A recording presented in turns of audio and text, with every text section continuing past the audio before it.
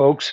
Okay, so first of all, tonight I'm looking at about six different screens tonight, and the reason is we are an Apple family. That's kind of what we do in our home as far as telephones and computers and all of that. And their latest update has run amok with my Notes app that I rely so heavily on with the channel. Okay, so I'm going to be looking from here and there and everything during the stream. Just bear with me, and hopefully, I can make this as painless as possible. Now, before we get going, it looks like we got some sound here that I can turn down. There we go. Boom. All right. I've got us on live here as well from my end. Now, I did want to talk about subscribers to the channel before we get going here. And I'm just giving people time to kind of drift on in as they do with live streams. But this has to do with any of you that have watched my videos or my streams, and then you hit that subscribe to the tribe button, then you tap that top bell for notifications, and I always tout that all the time, don't I? Now, the problem that's been going on lately, and I've been talking to Royce over on Royce in the House as well, as you know, the sister channel to the bottom line, and he's noticed this as well. Now, every once in a while, it seems like two or three times a year, I should say, the YouTube almost does an audit, and I don't know if the algorithm is designed to say this subscriber hasn't, seen that particular video in 3 years, so they take them off, or what their process is. But I can tell you, I'm receiving a lot of emails as well as comments on all of my videos saying, Michael, I never unsubscribe to your channel ever, and yet I never get notifications. I finally came over here and noticed that I had been unsubscribed. So, what I would suggest to each and every one of you, every once in a while, make sure you've hit that, that your subscription is still going and that you've hit that top bell for notifications of my videos. Because as all of you in the tribe know, I don't have a set time. I probably the closest set time I have is 5 p.m. when I stream. I've pretty much carried off all my streams at 5 p.m. But I still haven't chosen the specific day. Sundays are locked in 5 p.m. every Sunday night here Pacific Standard Time, and then I go over to Royce's channel and we do a show at Royce in the House, right? And I thought Wednesdays was going to work as a possibly second stream day. And I'm finding getting to Wednesdays a little bit difficult. But I'd like to hear from each and every one of you in the comments tonight. And darling, if you could keep an eye on this, what would be the best day for all of you to see me stream, either Wednesday or Thursday at 5 p.m.? I've got those 2 days open. For me personally, it means real. See, what happens is I do a stream on Sunday at 5 p.m. Then I do another stream immediately after that. Then I go back and review that material, which is another 3 hours. And often comes, a small clip of a video of what was covered on my stream and all of that. So if you guys, it gets kind of tough. I go into a day and a half of can't move, right? And that's usually when I do research for future videos anyway. But it's looking more and more like Thursdays is easier for me, but I can revamp and everything because I don't want to lose the audience that we've gotten so far on this channel. We've had some really great input from all of you, right? So the chat, the connection that I have with you guys is really the most important. There he is, just the facts man. I noticed he was just in. Dan and I had a great conversation. We were talking about what was it? The connection between spirit and JoJo Gunn. And I also want. Well, I'll get to you here in a second, Richard. because I said I wanted to do a video on JoJo Gunn, and I mentioned Spirit because there's a connection with that. We won't go into it right now, but he said, "Oh," and he even did work for Spirit and everything. So I'd love to do something like that. Now, a brand new member, Richard. I'm going to get your name right. Mueller. You're right. Richard Mueller is a new tribal elder, and I got your comment over on the members only video.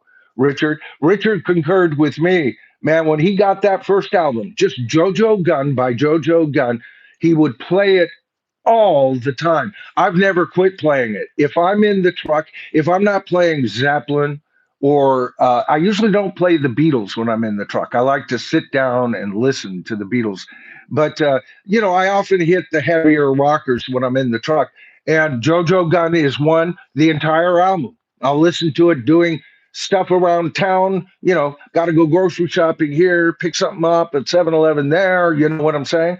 And by the time I get back home, the album's done. It's wonderful. It's got some great stuff. Shake That Fat, 99 Days, and my favorite, Academy Award, Babylon, some of the greatest songs on that album. All right, so now I also wanted to get, so if you notice that you've been unsubscribed, or if you notice that someone hasn't been connecting like they used to in the comments, and you have any way of letting them know, let them know that sometimes you got to resubscribe, right? Now, if I hadn't lost the amount of subscribers that I've lost just in the last couple of days, we'd already be at 44,320 something. But we're still about, at last count, I think we were 13 shy of hitting 44.3K subscribers. So just keep that in mind. Chat amongst yourself in the comments on my videos to bring something up. See, often people are coming in, comments, reading or commenting and reading the comments. And if they read that, see, they may not know they're unsubscribed. Maybe my video got into their home feed and they punched it. They didn't check to see if they were still subscribed or not. So kind of make that an occasional point to bring up if you could. I'd appreciate it. All right, and we already said hello to Richard Mueller. You were on my notes, Richard. Let's see. Oh, and that's the other thing that I wanted to talk about concerning Richard and the members only video. I have a members only poll going on right now. Now, that doesn't mean I'm going to stop doing my polls that I've done for the entire tribe, right? This is an additional poll where I give those who have, financially supported the channel a little bit of power in what my next or what an upcoming video will be. Now, that video may be a video just for them, or if I get my teeth into it, it could be a video that I would present to the channel as well. And I've got 2 requests on that. And so I will encourage all of my channel members to get over there and get your votes in, because so far it's looking like I have 2 good options right now from you guys. All right. I'd like a few more. White Monkey, you devil. Look at that. $2. Oh, thank you so much. And thank you for the $2. I wanted to bring that up. We have some of our subscribers that can give a lot more. And when they do, I think that maybe some of you go, well, my $2 wouldn't help. You'd be dead wrong. Yeah. You get $2, or 10 of your $2 donations. That's $20 that goes right in to the account that I upgrade the studio with. I didn't know I was so out of whack here. There you go. Sorry about that.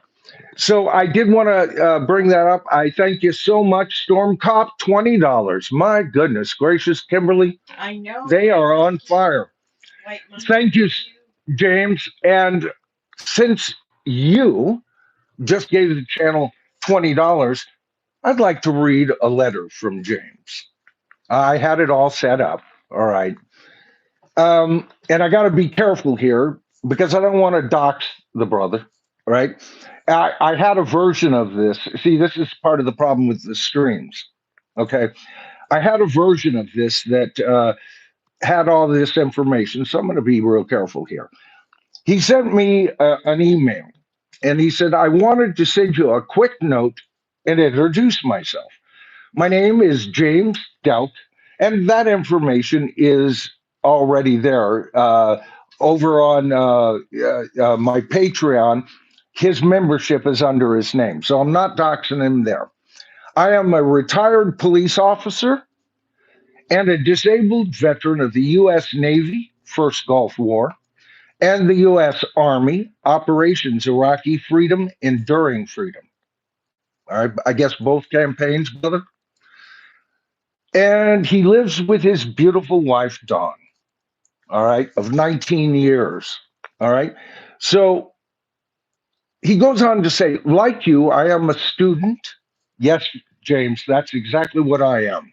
I study rock and roll, brother. I study how to write a song.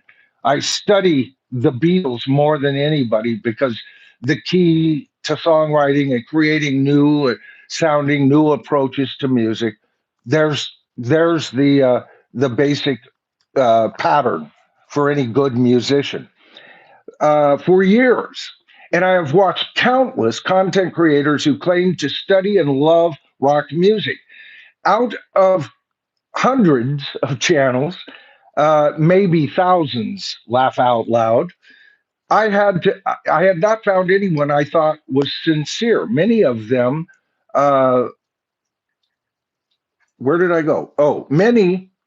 See, it's so hard to fit. Many of my friends who like music have been doing the same. One day, a friend of mine actually stumbled upon your channel, and he watched your video. All right. He sent me a link. See, folks, this is important. I get reports on how many of my videos have been shared. And when my shares go up, my subs go up. All right. So anytime you share one of my videos, share this live stream, right? You're doing me a big service right there. If you can't afford to put in a super thanks and financially um, support this channel, you're already doing it by watching the stream. And if you give me a thumbs up, you've gone the extra distance already. I've said that before. Excuse me. He Now he said one day a friend of mine stumbled on your channel and he watched your video. He sent me a link and said, "Bro, you have to check out this guy because he sounds a lot like you do when we talk about music." Oh, you must be a handful, James. That's all I can say because I bore the hell out of everybody in my family with everything they didn't want to know about rock and roll. Matter of fact, that's one of the reasons I've got this channel going. Is it gives me a chance to, you know, get my frustrations out and talk about what I love and not drive my wife crazy, you know. And she's noticed that I've been better at that. Anyway, he said he sent me a link. Well, needless to say, he goes on to say, well, needless to say, I did, and boy, was he right. I've been a fan ever since. Anyone can see by the way you make your videos that you love rock and roll and don't want to see it die. You give your watchers your honest opinion, and instead of trying to beat a narrative into somebody's brain, you simply put out a question and invite your tribe to take on a meaningful and respectful dialogue and get a conversation started. I sincerely respect that. Thank you, James. And you know what? I think you bring out a good point because I wind up all my videos like that, don't I? All right, so this is what I think. What do you guys think? Do you disagree with me or agree with me? If you disagree, why? You know, I'll do that. But often, less, what would you say, patient viewers will see the first 3 or 4 minutes of my video and think I'm off on a rampage. So maybe I need to work that into my intro from time to time, just to kind of give people a thumbs up. Hey, you know, this is just my opinion. You know, it's an opinion based on a rock fan first, a musician second, and a songwriter, well, songwriter second, and a musician third. All right. My strength is in songwriting. I'm a decent musician, but nothing to write home about. I can play it professionally, and I've done so for decades. All right. And that's where I'm coming from, if anybody's wondering. Okay. Anyway, he says, anyway, you saw that I made a thank you donation, and it is the first of many to come. Thank you, James, as you proved tonight. I didn't do it to obtain a shout out. All right. And he says, but to show you I support your channel. All right. So I'm going to stop there. James brings out so much that's one of the reasons I wanted. And then I'm going to read a comment by another viewer, and then we're going to get in. I'm just giving a chance for the audience to grow here a bit. So be patient with me. But James, I knew that. I knew that. Matter of fact, the last donation you gave, large, we'll just keep it. It was large. You actually gave me a donation that was twice as large as that one time, and I didn't do a shout out. And the more I thought about it, see, I do shout outs because it's my way of staying connected with you guys, and it's my way of saying thank you. So you usually see a rolling window right about where I am right now, right? And the rolling window comes out, and it'll say, in this case, Storm Cop 55, who is James, right? X amount, and then underneath rock star. It's my way of saying you guys rock. Okay. And James, I know you never did that. I know that uh, all of you aren't looking for it for that, but it's my way of saying thank you. All right. Just like you see at the end of my videos, a roll off of all of my channel members. I don't mention it or anything, but they know on my videos who they are. And they're almost a club. You guys are talking up a storm in the chat all the time, in the comments, right? And now even on the membership videos as well. Now my membership videos have been far and few between this last couple of months, and only for this reason, folks. It's me transcending the channel from just doing videos, right? And maybe shorts and polls to a fourth dimension, and that's with this live stream. It gets me more in touch with you guys. All right, it's me in real time. Now, I've been doing me in real time over at Royce's for almost 3 years now. But a lot of you who are subscribers over here, matter of fact, 2/3 of my audience don't watch live streams at all. They're just not live stream kind of people. And I respect that. That's why it's my full intention to get on full board with the regular parts of the channel and what it has to offer. All right, the meat and the potatoes of this um, channel has always been my one-off videos, right? Those are the videos that have a theme, right? And they can be anywhere from, oh, good Lord, 8 minutes to, oh, I've done some that have gone a half hour. So, but anywhere in between there, I'd say an average of 12 minutes, 12 to 15 minutes. My videos usually average out to be, and I cover one subject, and I always wrap it up with, well, what do you guys think? Because that's part of this channel. I spend 2 to 4 hours when I first put out a video, and I'm sorry I don't put them out at a regular time. I'm one of those guys. I get something done, it's ready, it's going, and if it's 1 in the morning, I put it out at 1 in the morning. Right? I can't help it. I'm not going to look. I'm retired from working for a boss. I'm just not going to put myself under that kind of timeline. But here's the advantage of that: is you guys get that video when it is hot. It's not sitting around for 2 days or a week, right? You've got it, and by the time I say hi to you guys in 2 or 3 hours, I'm off writing my next one or preparing for my next stream. All right. So now the other thing I wanted to cover before we get into this, and then we're going to get right into it. This will just take a few seconds. In my last video, which was actually, now this is in my regular videos of my last 6 videos, when you go to my channel page, it gives you the top 6 or the latest 6 videos. Well, it's actually just a short part of my last live stream. All right. And in that video, you'll have to go see it. I take on what I thought was a very disrespectful comment. Okay. And uh, it was me responding because I felt like I was being accused of something. And it doesn't matter. If you want to know what this is all about, you go over to that video, and I've got uh, John Boy Ginger's response pinned to it. See, who made that? I felt accusation at the time. Uh, I didn't know. I didn't remember who did it or anything, and I wasn't going. I even say it in the video. I'm not going to dox him. I'm not going to tell on him or anything. I'll just respond to his comment, and he came back with, first of all, one of the kindest comments that you could. This guy and I thoroughly disagree, and he explained. He apo- he apologized. John, I know you're in the audience tonight. I want to tell you something. I truly respect a man who can admit when he's wrong over any man who can't admit that he's wrong. Anytime. Brother, you turn my heart around. You turn the heart around of some of my core people. All right. They responded to you and gave you kudos and everything. And I can only hope that I can return the favor one day, because I'm sure I'm going to open up my mouth one of these times and have to eat crow. I've done so many times in my life. And so far, for the most part, I haven't had to eat too much crow.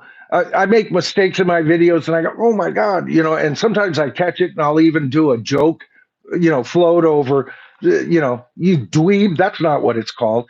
But if I don't catch it, then I got to live with it.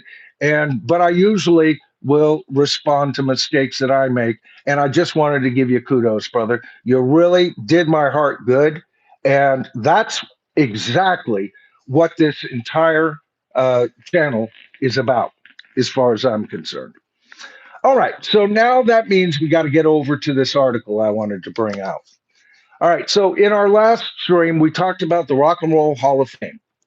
And we talked about those who and what place they were in fan voting. We also talked about, well, just how much does the fan vote count for? And if you think about it, by what's gone on in the past and what I'm almost predicting, I'm thinking, even though Mariah Carey isn't in the top 5 of fan voting, somehow we're going to see her there, because I think there's a want and a desire to have her on there. And I don't think she belongs there. And I'm not a Mariah Carey fan at all. My wife and daughter love her, right? But I was talking to Kimberly just before the stream, and she said, but she doesn't belong in the Rock and Roll Hall of Fame. Now, she's a fan of Mariah Carey, and she said she doesn't belong in the Rock and Roll Hall of Fame. All right. So, and then we have, I'm not terribly upset about Cyndi Lauper being in, except that she's taking the place of people right under her who aren't making the top 5 that are more deserving. All right, that, in a nutshell, that's what the whole stream was about. So what I wanted to do is talk about tonight bands that aren't. And this is going to be the portion where I've got to kind of scroll down on my screen here. And I'm going to read off 145 rock artists that are not in the Rock and Roll Hall of Fame. Now, just because this is a list that they say should be, I'm not 100% in agreement with some of their choices. Specifically, when we get to artists that were in already a band that is in the Rock and Roll Hall of Fame, and then they had a subsequent um, career as a solo artist. I don't think some of their solo careers warrant, some of these people's solo careers warrant a nod to the Rock and Roll Hall of Fame. But all of them should be in the Rock and Roll Hall of Fame that I'm going to read here before Mariah Carey. All right? As far as I'm concerned. If you don't agree, tap it out in the comments, brother. That's all I can say. All right. So, first up, I'm just going to start reading these off. 145 artists not in the Rock and Roll Hall of Fame. Brian Adams, Alice in Chains. Kimberly just says, I love Brian Adams. I don't. All right. Kimberly loves Brian Adams. I don't. All right. Alice in Chains. I love Alice in Chains. That is Alice in Chains, not in the Rock and Roll Hall of Fame, is abysmal. What a horrible, horrible thing. I mean, to me, in my humble opinion, some of you may go, no, Nirvana is, or some, Smashing Pumpkin. Out of the whole grunge movement, Alice in Chains did more for me than the rest of the grunge movement did. All right. And I got a lot out of some of those bands. I love Nirvana. I love Smashing Pumpkins, or at least their best work, right? Okay, then we go on. Greg Allman. Now the Allman Brothers are in, but he's not in as a solo career artist, and that's what they're suggesting. And you know what? To be honest, I never followed his solo career, so I don't know if he's got a great solo career or not. But I'd vote for him in a heartbeat over Mariah Carey. How about America? Now I know a lot of my viewers are into a more heavier rock. I am into anything pop rock, soft pop rock. I love acoustic music, acoustic artists. All right. And I can't think of a band more deserving of the Rock and Roll Hall of Fame. They even worked with George Martin, man. And Huey's songs, he's Huey, is that his name? That wrote Horse with No Name, right? Ventura Highway. Anyway, the guy that wrote, or is it Dewey? I know I'm messing that up, but I liked his material slightly over the other two's material, but not by much. I mean, I dug the whole band, bought all their albums. Anthrax is not in the Rock and Roll Hall of Fame. Can you believe that? Argent. Now that's a shame right there. Totally. How about Asia? Now, one of you were asking in the comments before the stream started, do you like Asia? I love Asia. I love Asia. Absolutely love Asia. Some of the best prog gloss rock bands around, absolutely big fan. Bachman Turner Overdrive. My God, no Bachman Turner Overdrive. And by the way, this whole article is piggybacked on a article by Burton Cummings. He just announced he doesn't give a fuck, a flying fig. That's what I meant to say. Whether the Guess Who is ever in the Rock and Roll Hall of Fame, because they're on this list too. All right, Randy Bachman being turned down twice when he should have two Rock and Roll Hall of Fame nominations. Right? Absolutely crazy, absolutely insane. Bad Company. Now they're being mentioned; they're not in yet. Looks like they may have a chance this year. But it was just last year I covered an article where Paul Rogers said basically the same thing that Burton Cummings said, right? That he didn't care. That's not rock. Both of them said that's not rock. The Rock and Roll Hall of Fame's not rock, but it should be, and that's why I get so pissed off, guys. It should be about rock. It's the idea of the Rock and Roll Hall of Fame. It should be reverential to the art form that it claims to represent and what it is politically being manipulated to be now. Plain and simple. All right. Oh, I should have saved that for a video. All right. But Bad Company, absolutely insane. And the next one. Oh, I'm so angry. If you saw me on Royce, you already know I'm angry about this one. Badfinger. We were talking about this on Royce's channel. I got to tell you, Badfinger not being in the Rock and Roll Hall of Fame is not only a freaking shame, but with the recent death of Joey Molland,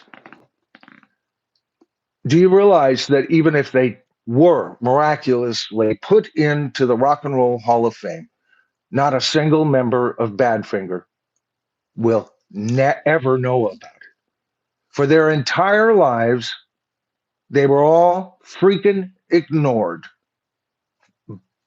so that we could get Missy Elliott.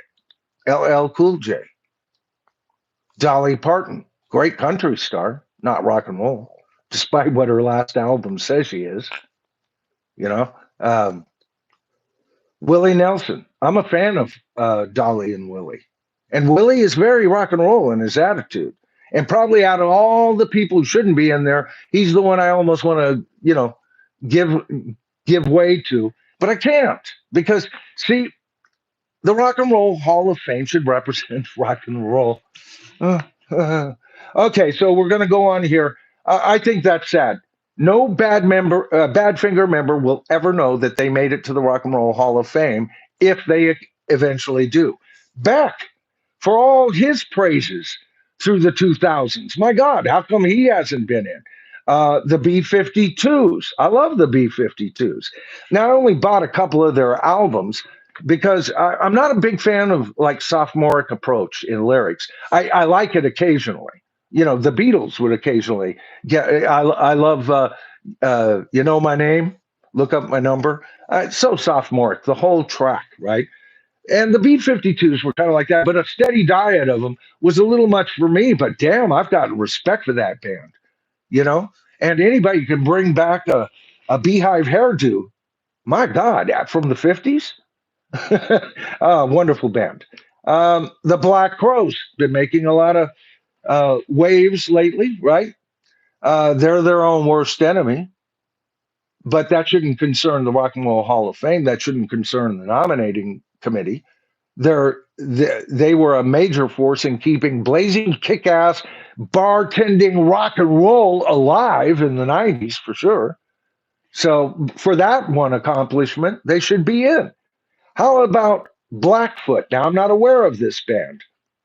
Okay, maybe some of you, I'm not an expert in everything, folks, who know of this band. You can give me some information on them. But I'd vote for them over Mariah.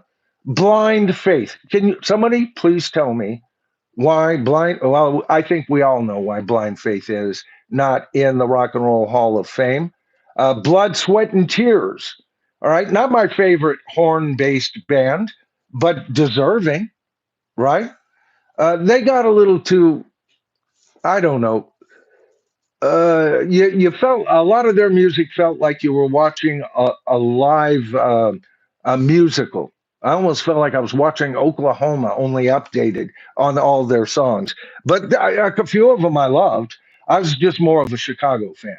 Blue Cheer. I just picked up Blue Cheer's album, the big one, the first one. Uh, there's an argument that thrash metal started there. I don't know. What do you guys think? Blue Cheer, Blue Oyster Cult. Can you now? Not only are they a serious kick-ass band, I love, but they proved their metal. Their albums sell like hotcakes, have over the years, and they've had hits, and they've had underground hits. Everybody knows them. It looks like I'm going to have to refresh this. We'll see if I can keep up with the names. John Bon Jovi. All right. So obviously they're bringing him out away from Bon Jovi, and so they're talking about his solo career. He's one of the artists. I'm not sure I have much to say about him being given a second nod or another nod as a solo artist. I loved him with the band. Never kept up with him. Matter of fact, I kept up with more of the movies he acted in than his solo career. But what about Boston? Now, Boston is one of the bands we talk about on that members only video that you can vote on. And I can't believe this band isn't in. What a rock and roll story, folks. Guy didn't have any ends to the music industry. He made these tapes out of his basement studio over the years, bringing in a vocalist because Tom wasn't up for delivering what he heard in his head, right? And created, they used those exact tapes to make the album, right? What other single human being did that under those conditions? If that ain't rock and roll, I freaking can't tell you. I don't know what they're talking about.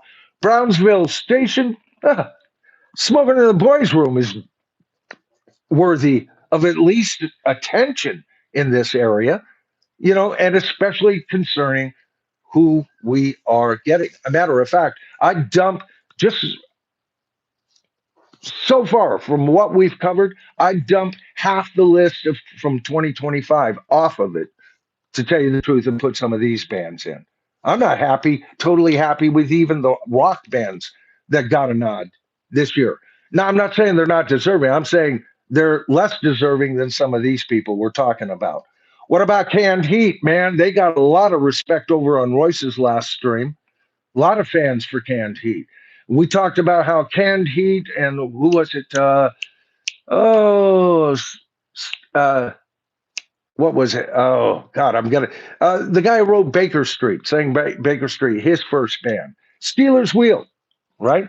Uh, how that all kind of led up to that kind of organic sound, leading up to almost a Dire Straits sound in my head. Does that make sense to you guys? If not, let me know. We're gonna get to the comments here. I'm in no hurry tonight, so we'll get to your comments as soon as I can. The Chambers Brothers, another one of those. Although kind of like Cyndi Lauper, if they got on, it's not like I'd have a whole lot of criticism. Their music was played at a time and right alongside the playlist with some heavy uh, rockers there. Although I never say that is a good enough reason that people should be nominated. All right. But it is an indicator. And then you use your common sense. If you believe John Sykes, the chairman of the board for the Rock and Roll Hall of Fame, he'll tell you that even if you're the people that you liked as a rapper, right, from way back in the day when you were a toddler and you listened to, if they were played on the radio in the same year that rock music was being played, that's the rock and roll connection. Bullshit. Bullshit. Bullshit. Bullshit. Joe Cocker. Now he's on the list. All right. Very well deserving, and one of the ones that should be in there. Absolutely. Absolutely. Phil Collins. Now, um, Phil Collins is one of those guys. Yeah, I've said this before. First of all, Genesis. I love Genesis, but I love Genesis with Phil Collins, not with Peter Gabriel.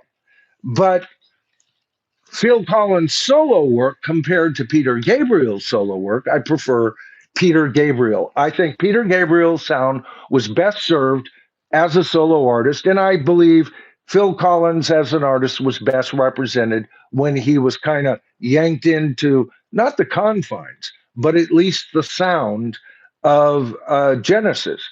Now, is he deserving a nod? Yeah, sure he is.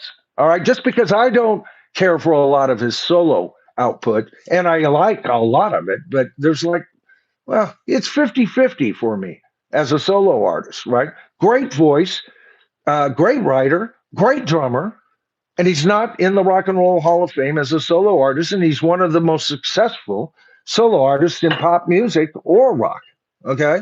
Uh, Crosby, Stills, Nash, and Young. Now, Crosby, Stills, and Nash are in. That's my favorite reiteration. Again, this is one of those bands. I love Crosby, Stills, Nash more than I like Crosby, Stills, Nash, and Young. Although I love Deja Vu, they were still a great band, but I liked the confines of the CSN sound. The three voices, my favorite album by them is Crosby, Stills, and Nash. Now, the only problem I would have them getting in, I mean, Crosby, Stills, Nash, and Young. Oh, and by the way, then my favorite out of the four of them, my favorite solo artist is Neil Young. So go figure, right? I just like Neil Young less with Crosby, Stills, and Nash, more as a solo artist, and I like Crosby, Stills, and Nash together more than I like the three of them in their solos, although Stephen Stills had a real good go at his solo early on in his solo career, and I loved it, but lost interest in it later on. Okay. So are they deserving? I don't know. Now, see, here's my question to you guys. How many albums did they put out? What's the output of Crosby, Stills, Nash, and Young? Is it enough to warrant a nod as a separate entity from Crosby, Stills, and Nash? I would have been fine if they had just already uh, brought in all four of them, because then all four of them would have been done. I would have been happy for you guys who, and I know there's probably the majority of you out there, from what I pick up in the comments, are Crosby, Stills, Nash, and Young enthusiasts. Yeah, you like it with Neil Young in there. So, but did they put, if you were honest with yourself, did they have enough output that would, warrant a nod into the Rock and Roll Hall of Fame other than Crosby, Stills, and Nash? Next up, the Cult. Know very little about them, but the little I've heard about them, and I know what historically they represent. I'd be okay with that one. Way over half the people who have been inducted in the last 10 years, 20 years. Let's call it 20. All right, 2 decades. Roger Daltrey is another one. I told you at the beginning of this, I wasn't going to necessarily agree with all these. And I do want to hear. And if you watch this later, you watch this stream later, let me know. You know, I spend, like I said, 2 to 4 hours answering the very first people who comment on my channel. Then I'm off to writing another video, and I can't get back to the comments other than reading them and giving you a heart. All right. But Roger Daltrey, The Who, one of the greatest bands, and in the rock and roll, they are not only in the Rock and Roll Hall of Fame, but they are on Mount Rock Olympus, right? Right here on the bottom line or the tribal forum, depending on which video you're watching. But they are one of the bands you people voted for to be in the top 13 bands of rock and roll, and they rank quite highly, by the way, thanks to your vote. So, but Roger Daltrey, I don't know.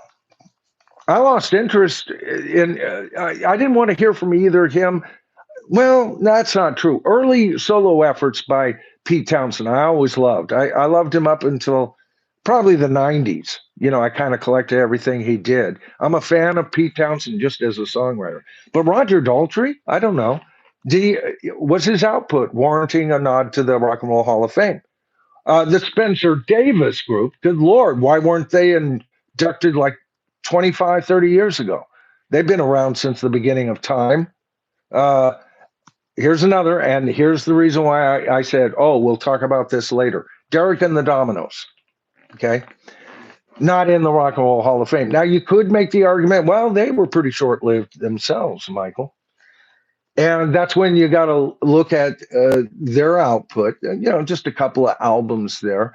And Crosby, Stills, Nash and Young had Deja Vu, and this band's biggest album, of course, was Layla. But this band's biggest album was also a double album. So if you're just going to, take those two albums by side, I would say that at least Eric Clapton with Derek and the Dominoes has a minimal of double the output. So if Crosby, Stills, Nash and Young would be inducted, certainly Derek and the Dominoes. I wonder why that's not happening, folks. I wonder why. Could it be that Eric isn't politically correct these days? Now, I don't get into political discussions on this channel, other than when either rockers or those in the world of rock and roll start spouting their political jargon and damn you if you don't like it. They have that attitude. I've brought up Roger Waters as somebody that bothers the hell out of me, and I'm a Roger Waters fan. I brought up Bruce Springsteen, I brought up Bono, but I've also brought up other people like, what's his name? Ted Nugent, right? On the other side of the spectrum. Keep your mouth shut, play your rock and roll. If you've got something to say, because rock and roll is such a great medium to say political things. See, I don't shy away from politics. When I get off this screen tonight, I'll be watching the news, keeping myself informed on what's happening to this great nation of ours. And by the way, James, I kind of got off your comment. I want to say thank you for your service to this country, to all the men and women of the services, the armed services for this country. All right. And to all police officers. Police officers are doing it right, by the way. All right. Not the bad apples, but there's bad apples in every damn field. Oh, I'm an old psych nurse. Some of those people should not have been allowed to take care of people, right? So anyway, for whatever reason, with the so-called newbie crowd, the uh, you know those who anyway, I don't want to get into it, otherwise I spill my beans. He's not seen as politically acceptable these days, right? This man should be in the Rock and Roll Hall of Fame about 4 or 5 times, 6 times, 7 times. I don't know. How many bands has he been in that are deserving to be in the Rock and Roll Hall of Fame? Okay, so next up, what else do we have here? Okay, Devo. Now, Devo, I like their stuff. Not enough to actually go out and buy an album. Um, but I've watched a ton of videos, and I've listened to them a lot since I went to streaming. But I still have no plans to buy a Devo album on vinyl, right, or CD. But I enjoy them enough, and I think they're deserving, right? Again, the whole approach.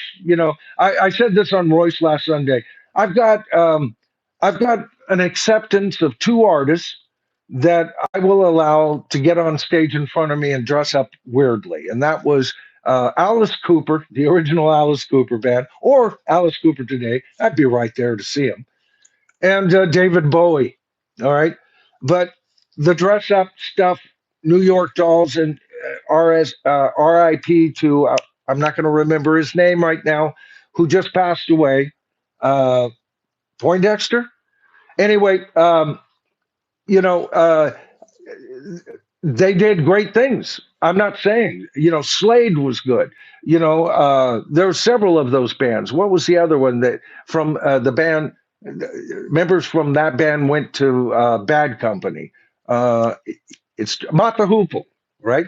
Mata Hoople's great, but I didn't buy a lot of Mata Hoople albums. I didn't buy Devo albums, although when I would hear them, I loved them. So Devo, yeah, I guess they're as deserving as the next guy.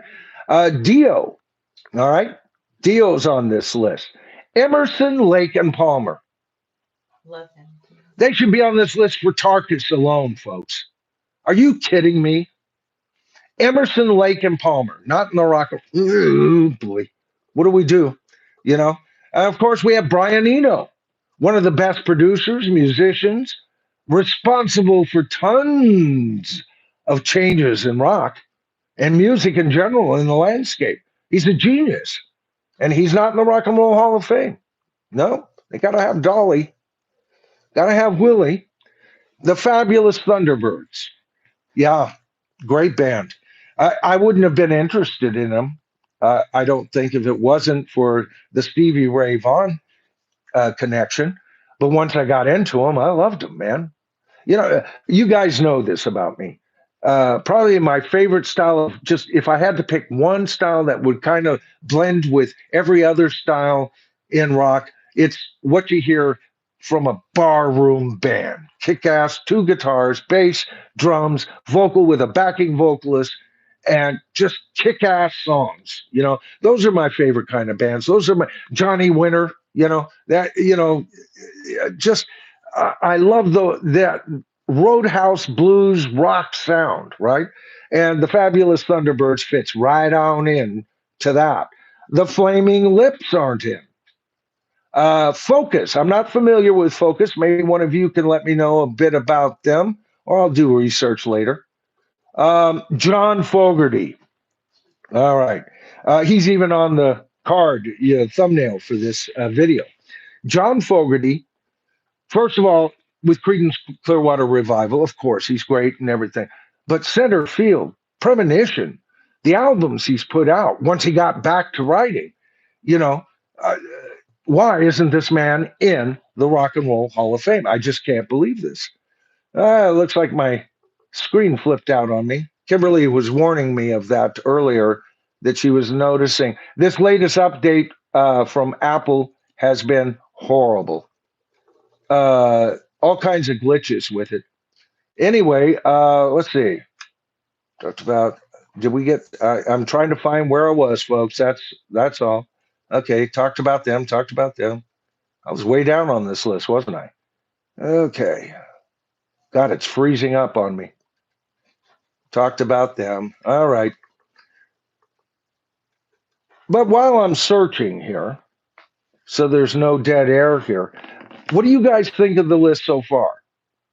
Have anybody that I have mentioned, or has anybody that I've mentioned, not be deserving? You think they should? Let's keep this dialogue going.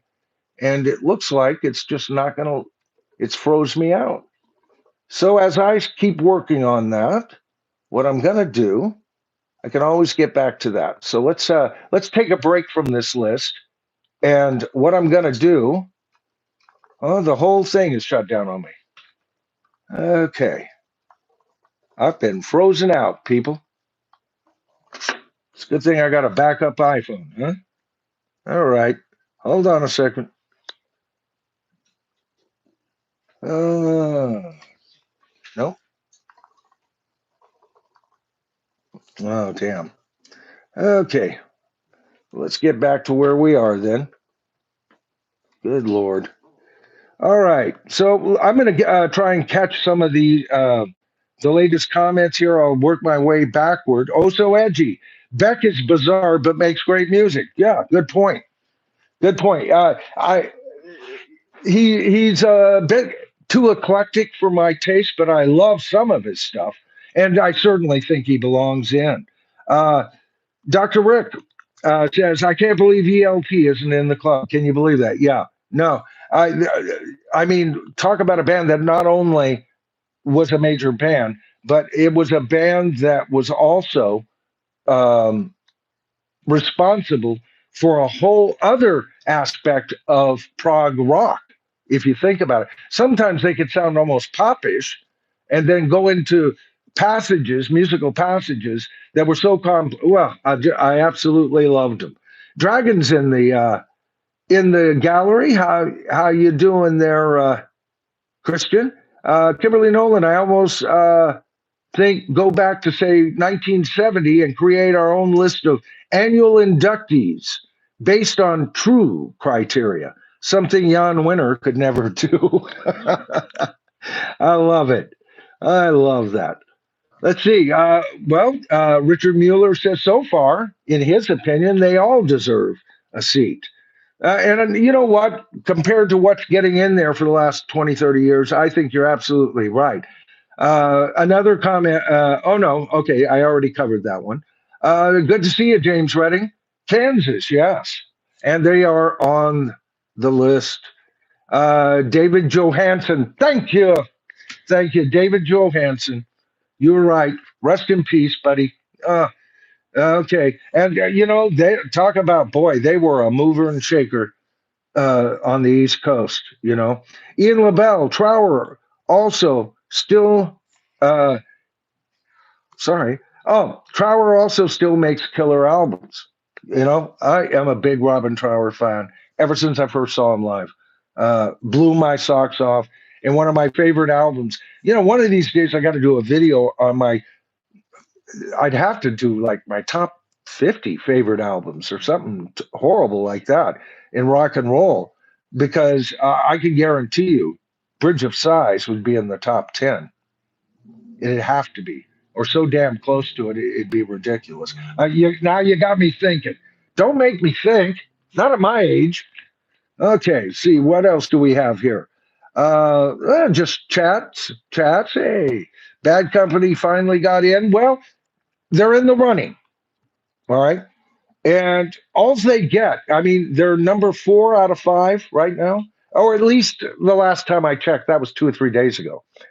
So if they maintain that position, all they are then is moved to the a point of equal consideration with who the nominating committee, made up of publishers and editors of hip hop and rap magazines, predominantly these days, it seems like, right? Headed by John Sykes, the chairman of the board, who was put in there directly by Jan Winter, who is a misogynist and a racist on top of everything else, and carried a grudge. And that's why we never saw um, Foreigner in for years, right? You can think, okay, so all of that. So that's where the fans can get them to consideration from those clowns. We'll see, you know, it seems like they're on an apology tour last year and this year. We'll see if that apology vibe with the Rock and Roll Hall of Fame carries through because, Bad Company should have been on there decades ago. This is absolutely insane. Now, I'm trying to get back over to my notes here and see if they will finally.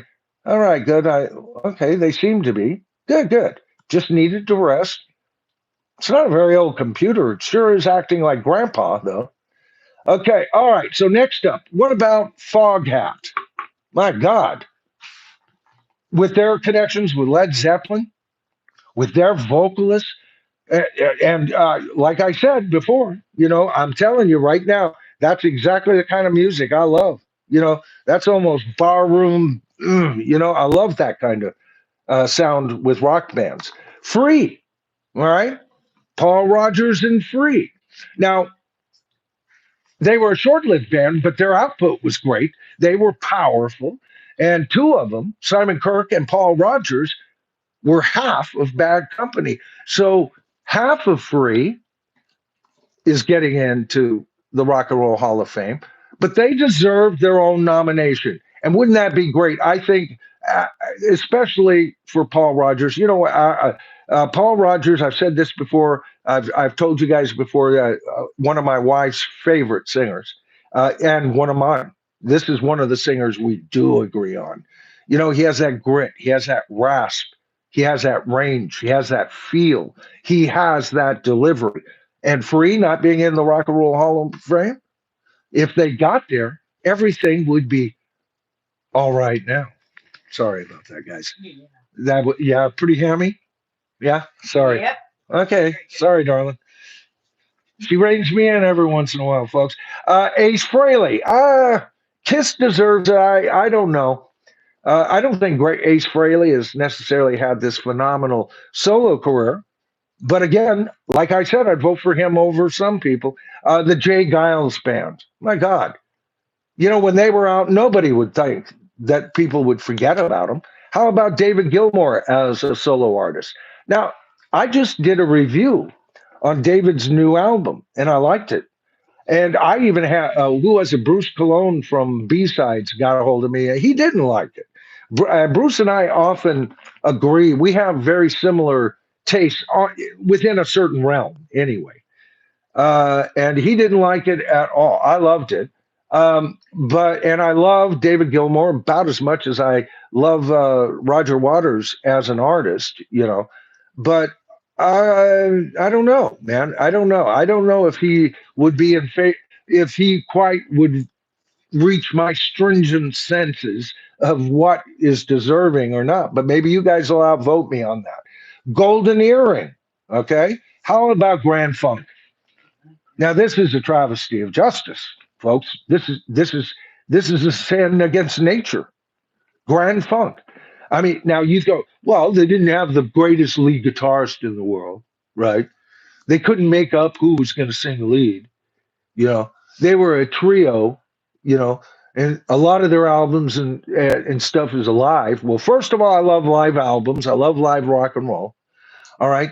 And, Mark Farner may not have been the greatest guitarist to ever live, but he's still a fine damn guitarist. I can tell you that. I'm a guitar player. I know what I'm talking about.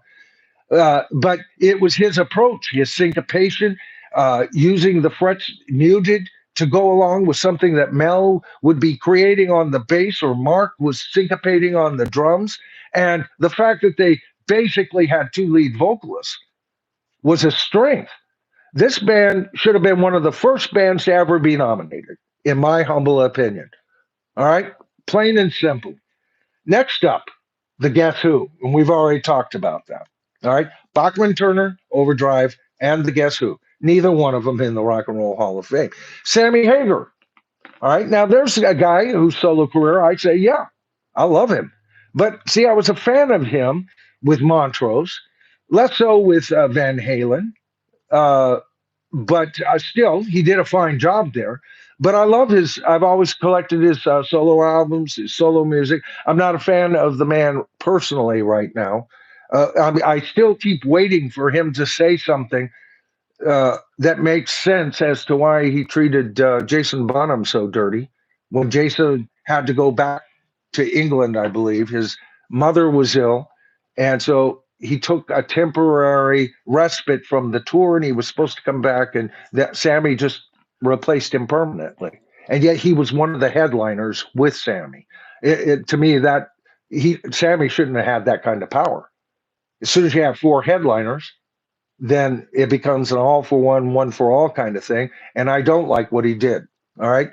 Hawkwind, know very little about him. What do you guys think? Hawkwind. Okay.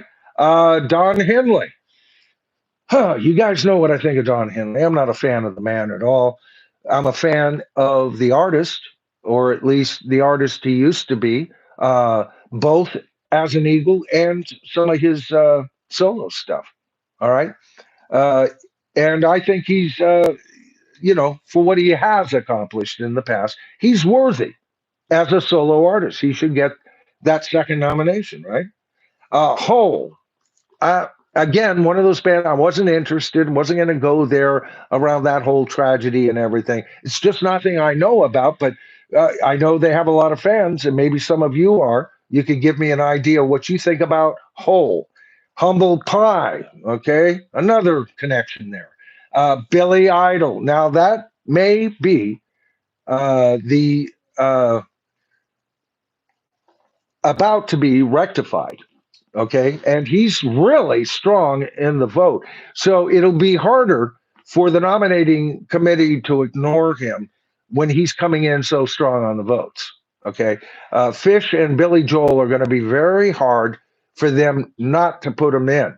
But when it gets down to, spots 3, 4, and 5, man, because only the top 5 winners of the fan vote get equal consideration. So there you go. And yet we've seen people who did not win the fan vote all of a sudden wind up and be inducted because they were on the original consideration list. I think that's how they work it out.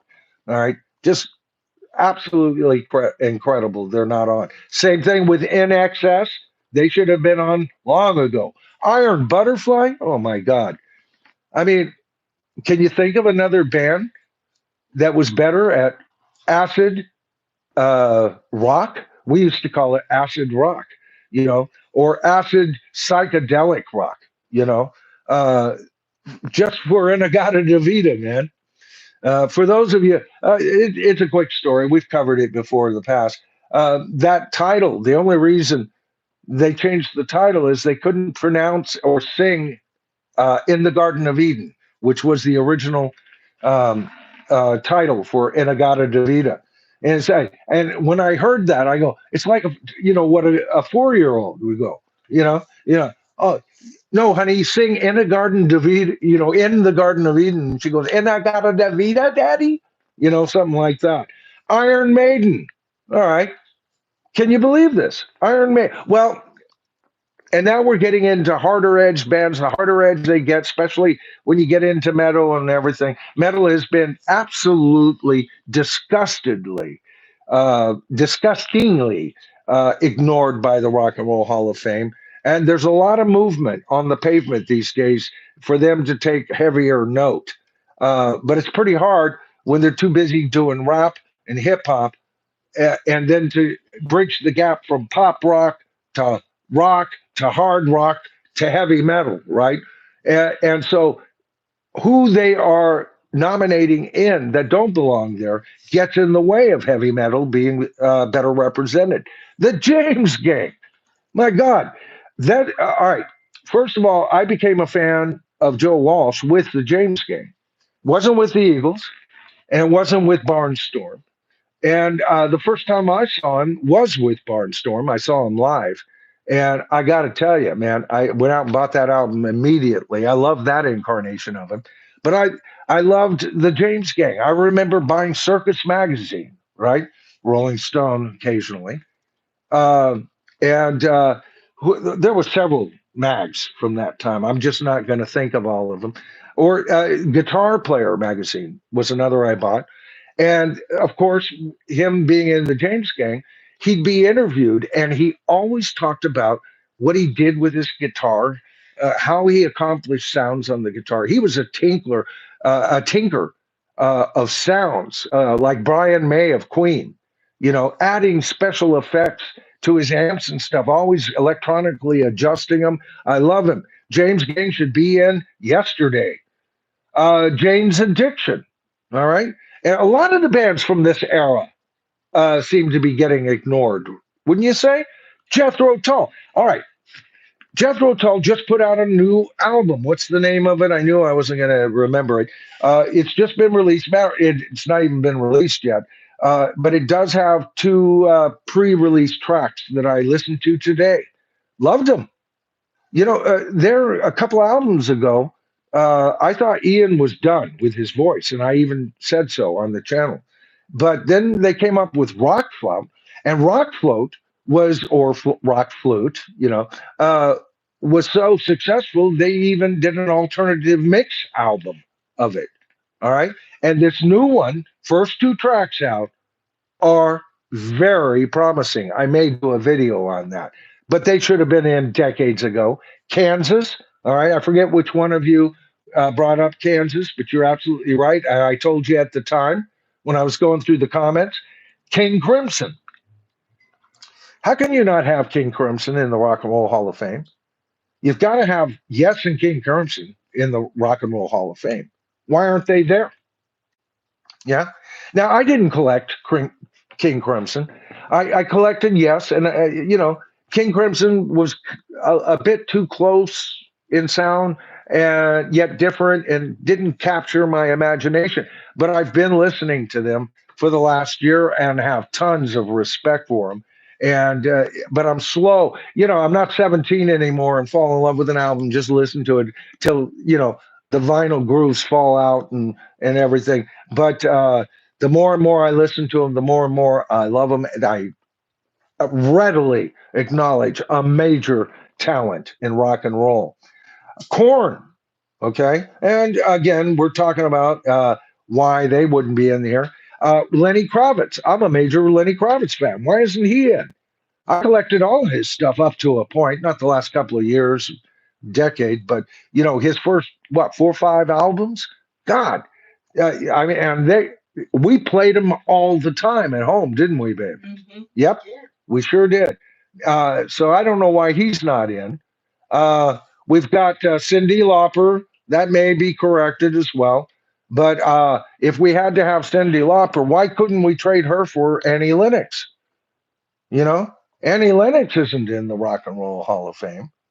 And between the two, I'm a much bigger fan of Annie Lennox than I would be Cyndi Lauper. And and the Eurythmics were a rock duo, if not a band, right? Huey Lewis and the News. Okay, I'm not a major Huey Lewis and the News um, fan. Back in the day when he was hot, I was delivering beer down in the North Bay, and I deliver beer. I was selling beer off a truck. That's a beginning of my sales, getting back into sales at the time in the '80s. And I'd go to these bars, I'd go to these stores. They're just north of the Golden Gate Bridge. You had Marin City. What is it? All the towns there. What's the one just on the bay there, babe? Sausalito. Sausalito. Thank you, darling. And Tiburon, anything up in the North Bay, right, all the way up to Novato. And I would meet several bars in the Marin area, especially, where they say, "Oh yeah, man, that guy used to hang out here." just looking for a spot to get up and play harp or sing, to sit in with a band and everything. So if you are a fan of him, he certainly comes from good stock. All right. I can tell you from people who knew him, who have told me the man worked everything to get noticed. So more power to him. I just wasn't that big on their sound. I don't know why. Uh, I don't hear anything bad on the hits. I don't turn them. Well, yeah, I hear Huey Lewis in the news. I usually find another station, but that's me. Living Color, I'm not sure, don't know anything about them. Looks like more of a singing group. I don't know. Love, all right. Now, this band with critics is big time, historically big time, and evidently, you know, I mean, their albums weren't, international uh, bestsellers, number 10 with a bullet or anything like that. But any true rock fan that knows about them knows they should be in the Rock and Roll Hall of Fame. Kind of like MC5, you got there's bands that weren't selling albums like Abbey Road or Dark Side of the Moon, that put out albums that had their own fan base and made a good living at what they did. Manfred Mann's Earth Band isn't in. How about Marshall Tucker Band? Yeah, they got enough rock to them. Yeah, yeah, a little twangy, but yeah, yeah. No, Marshall Tucker Band, Rock and Roll Hall of Fame, sure, why not? Yeah, Meatloaf. All right. Good Lord. Uh, Talk about an artist with huge sales, you know. But he doesn't. I don't think he fits the pretty picture for them. And by the way, if he ever makes it in, he's just another artist. He'll never know he made it into the Rock and Roll Hall of Fame. Sad. Megadeth. Yes, Dave Mustaine. Up, I went blank again. That's all right. I'll let it get up, and I can catch up with some of what's happening in the chat. Yes, of course. You've got Metallica, Dave Mustaine. You know, uh, Megadeth. Yeah, you got to have that. Let me get down to here. I love Bad Company. Oh, that's Kimberly. Yes. Yeah, of course you do, darling. I know. Let's see who else here. Uh, 5 likes to reach 60. Is that where we're at right now? It looks like yeah, four, and we've got 65 watching right now. So maybe a couple of you could get us up to that 60 mark. Thanks for cheering on the team there, brother. Living Color is an all. Oh, thanks, Oso. Oso Edgy says Living Color is an all African American metal band and the first of its kind. Opened up for the Rolling Stones in '89 and blew people away. Well, see, I didn't know that. My goodness. All right, great. Now I got to go look them up. Now you got my curiosity up, brother. I've got to find out more about them. uh, because uh, all Afro. I was a major fan of Jimi Hendrix, and you know he was the one guy that was playing the most white style of rock and roll, and he was a black artist who had rhythm and blues. Uh, uh, a rhythm and blues passed to him, uh, playing with rhythm and blues artists, black artists, and all of that.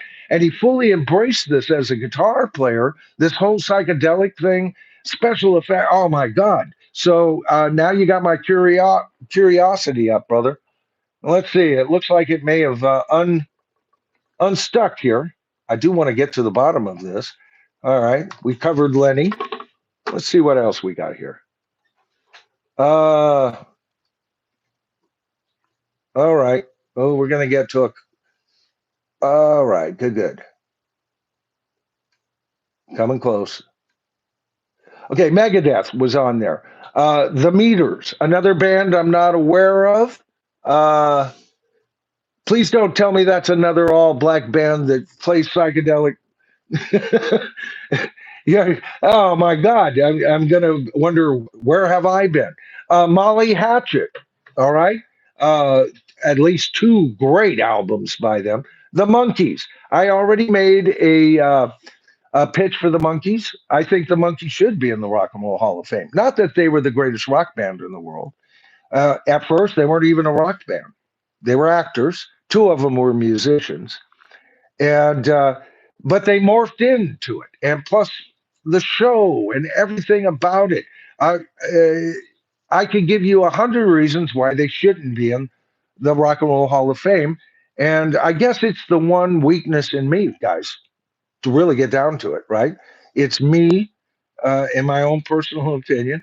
When they came out, I was still a boy, you know, and television was as important as what was on the radio. I checked into every damn episode and watched them in reruns, right? So, and they did break the mold. They got away from what they were, and they fought their way into becoming a band. All right. I was less impressed with them once they got to that level as I was when Boyce and Hart and the Wrecking Crew was playing most of the instruments on their stuff and everything. But just for their hits alone, and the fact that they sang on those hits, because they're singers that should be on in the Rock and Roll Hall of Fame. Damn, I can't think. Out of the weaker nominations, that would be my, the ones that I might feel guilty about saying I think they should be in. The Monkees is probably number one on that list. Montrose. Okay, again, that would mean another nomination for Sammy Hagar, right? Uh, yeah, this they should have been in the very second they became, qualified. Absolutely. I saw them at Winterland, San Francisco, and immediately went out and bought the Montrose album, right? It was a short lived band with Sammy anyway. Uh, Ronnie always had a bit of an ego and did not like sharing the spotlight. So that meant an end to the band with Sammy at the very least. And I don't think their second album was quite as good as the first, but still a solid album. It's just the first one is a rock masterpiece. All right. That would be in one of my top 50 albums in rock and roll. Absolutely. Motley Crue. Yeah, you guys. All right. Do any of you out there have access to this list I'm reading off of? I'll bet you. I'll bet you guys were going. All right. So I have to address Motley Spew again. Um, I'm not a fan of Motley Crue. Never bought their albums, although I wouldn't turn off their hits on the radio in the heyday. They were okay enough, all right, but nothing that really got a hold of me. They had massive fans, massive success. For them not to be in the Rock and Roll Hall of Fame is bullshit. Okay, they should be there. All right, I'm not a fan uh, of the band in general, and I'm certainly not a fan of the band and its shenanigans over the last decade at all. Nothing, nothing about them. But just because I don't like them, don't mean they're not deserving to be in the Rock and Roll Hall of Fame. They should be. Motorhead, another one. When you think of Motorhead, and what was the other one that I just brought up? Just brought up. Motley Crue. Molly Hatchet. Bands like Motorhead, Molly Hatchet. It's like that whole substyle or that broad substyle is absolutely ignored by the Rock and Roll Hall of Fame. Mott the Hoople, Ian Hunter, they're saying both. I don't know. Never followed Ian's solo career or anything that he did solo. Wasn't even aware he did solo stuff. I did follow Mott the Hoople for a little bit. Kind of had a 6 month period being into glam bands, right? And then from that point, I go, yeah, Alice Cooper's enough for me for that kind of presentation and everything, but absolutely worthy. Mountain, Leslie West, absolutely should be in there. Nazareth, oh my God, some of the most beautiful songs by that band. New York Dolls, okay, all right. And With the death of their lead singer, I got to tell you, what was that, David? That you said, David. As soon as I see his name, I recognize it. But their lead singer, he'll never know. Now it's too late for them to get the nod they should, uh, especially with the rules they have and everything.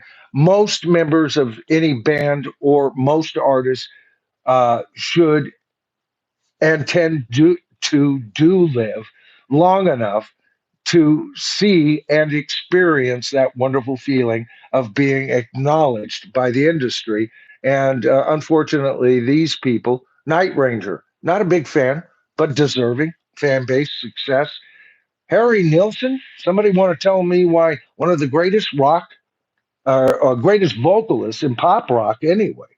Okay, very rock and roll. Hung out with John Lennon so much they both wore tampons, or was that just John on their heads?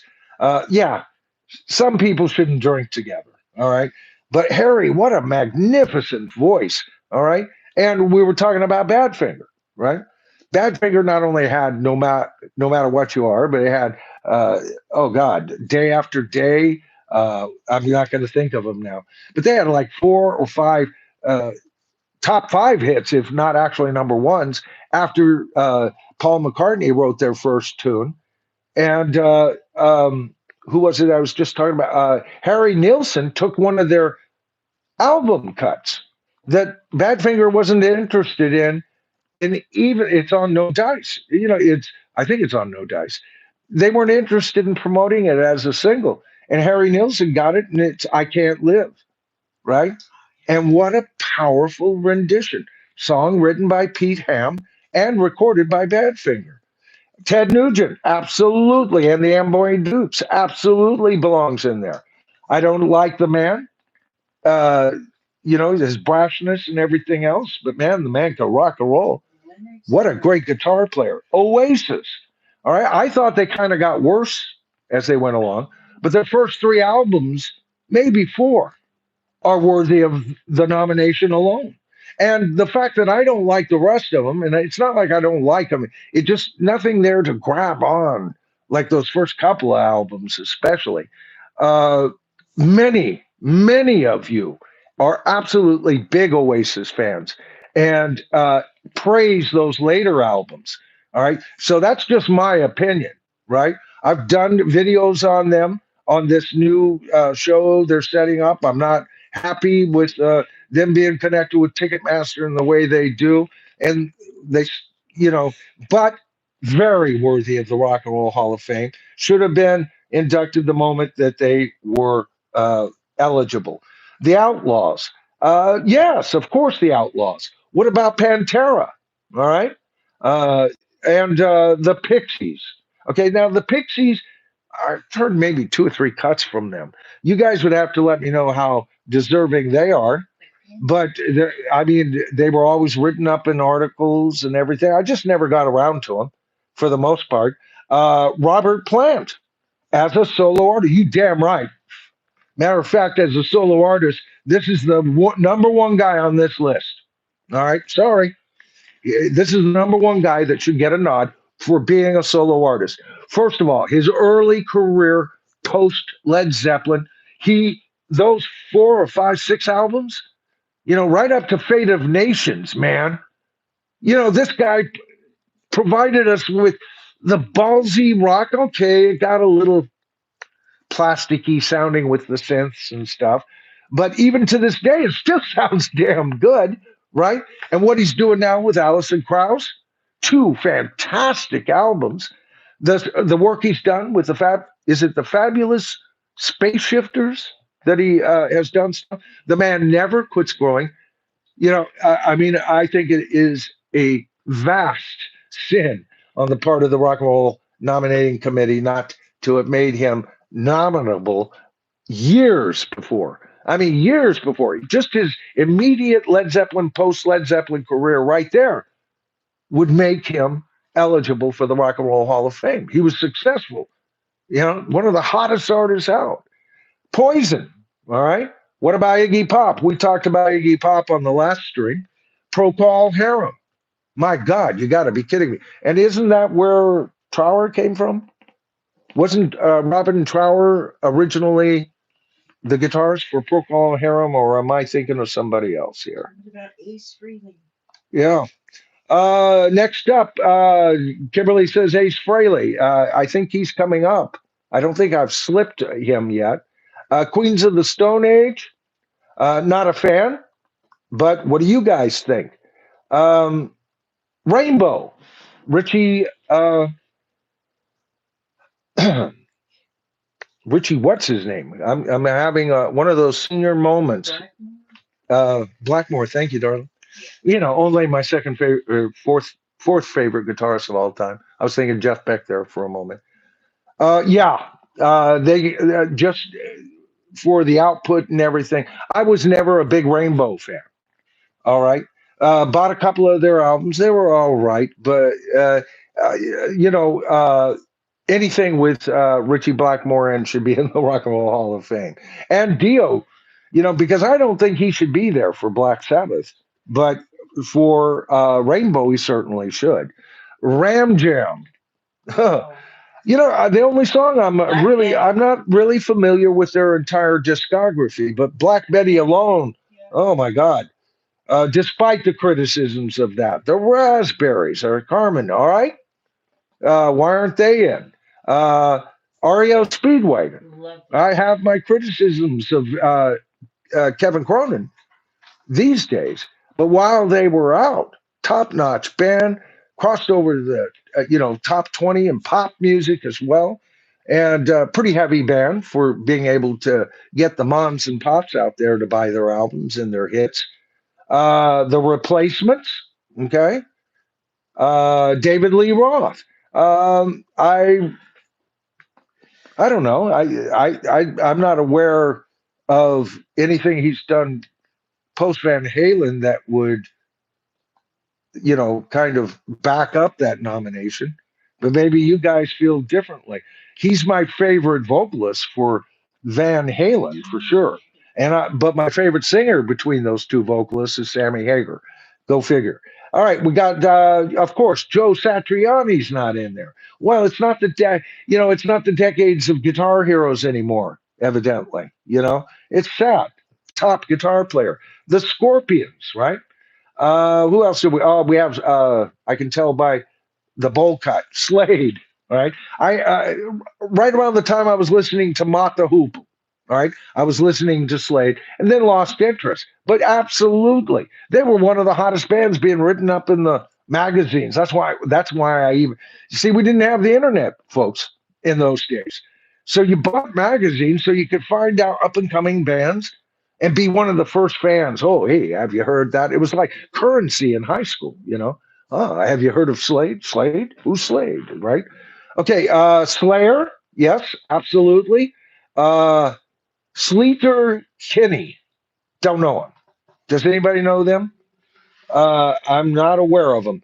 The screen keeps flickering off on me, folks. I'm bound and determined to get through the list, and then we'll get on into the discussion. But I can't believe some of these people. I mean, think of these. Yeah, we already covered Iron Butterfly. Got to keep skipping down. Some of these artists, and especially when you think about who has gotten in, it almost drives you insane, or it does me because I love this art form. I mean, it's what I did for a living for a while. It's what I did to supplement my income when I had to go get a real job, when I had kiddies, and a family to take care of, because music wasn't quite paying the bills. But I always managed to have a band. Okay, we talked about Roth. Okay, let's get on down here. Three Dog Night. What's that, babe? Three Dog Night. Three Dog Night? Love them. Yeah, yeah, yeah, absolutely should be. And especially when you think of Three Dog Night in their original incarnation and band. They were a seven-member band. They weren't just three singers. All right, and they're backing musicians. I'd have to go back and catch up on who is who. But I was a fan back in the day, boy. When I heard "Mama Told Me Not to Come," I went out and bought that album The second that's how I do it. I'd hear a song that would just drive me crazy, right? And when I heard Mama told me not to come, Oh, yeah. oh, good Lord, had to have that. And so then I go, oh, so and so's on drums. They had the same four band members backing those guys up at first. And as long as they were in that incarnation, I loved them. All right. Afterwards, not so much so. Smashing Pumpkins, I've already said what I think about them. Sonic Youth, Soundgarden. What's that, darling? The Crooked Vultures. The Crooked Vultures is in there? Okay, good. Billy Squire. How about Steelers Wheel? Jerry Rafferty, Baker Street, right? Stuck in the middle of you, with you, or whatever it is. Stuck in the middle with you. Yeah, love it. Absolutely.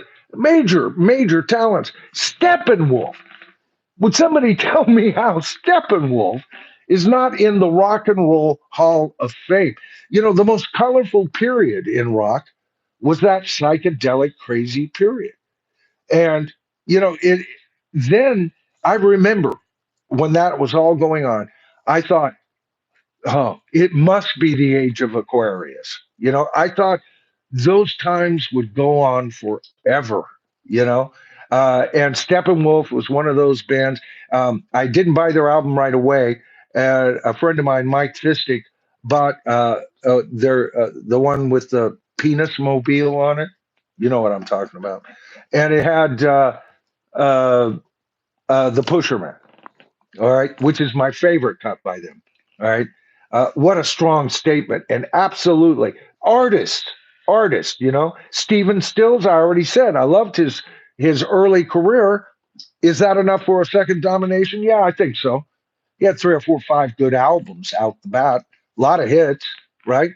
And his pedigree and everything, damn right. Second nomination anytime. Sting? Yes, of course. Why isn't Sting in as a solo artist? That's crazy. I mean, I'm one of those fans that like the Police slightly better, but I like Sting so much that I went along for the Sting solo career as well, right? And I love it. Ten Sumner's Tales, you know, Dream of the Blue Turtle. Um, some of the sounds, especially those first couple of albums, the almost mechanized Soviet uh, sub themes going through it to get across his point. Absolutely deserving. Stone Temple Pilots, damn right. That'd be my second favorite grunge band of all time. Bought everything by them. They should be in there. Stray Cats, of course. Of course, Stray Cats. Sticks, yeah, absolutely. Still making good music, from what I understand. Tommy James and the Shondells. Tommy James and the Shondells, absolutely. Absolutely. I wouldn't say Tommy James is a solo artist, although he had, My Dog Town Eats Purple Flowers, absolutely great. Sublime, not a fan of Sublime. All right. Enough said there, but make your point in the comments. No, Sublime should be in for the following reasons. Go right ahead. Supertramp, absolutely. It seems like there's a lot of hatred for Supertramp these days. I don't know. I've heard a lot of content creators with a lot of negative things to say about them. Survivor, okay. They had hits. Yeah. We know the connection. 10 years after. Absolutely. Alvin Lee, matter of fact, somebody brought that up on Royce's show on Sunday. Earth, Wind, and One of the Fire. fastest and smoothest guitar players. And then I had one of you write in on Royce's saying not only that, but he had the licks on top of that, his phrasings and everything. And the more I thought about it, I go, oh, absolutely, I agree with you on that. See, you guys can absolutely change my mind in a moment. He made a point in the moment, and I went, yeah, it comes. Yeah, great point. But he was already one of my favorite guitarists. Loved 10 years after. Alvin Lee, big fan. They should have been in. 10 years after should have been in there decades and decades and decades ago. Just no doubt about it. Uh, okay, we talked about Soundgarden. We talked about Steelers Wheel, Steppenwolf, and Sting. Where are we? Stone Temple Pilots. I just covered. Stray Cats. Okay, we're going. I'm still a few behind here, huh? Okay, then them, absolutely, absolutely. Super Train. Uh, Thin Lizzy. I mean, man, when they were popular, you saw them on every TV show, every variety show, every they were all over the place. 38 Special, absolutely. Damn right. I like 38 Special. Yeah, anything that sounds like from the area where I was born.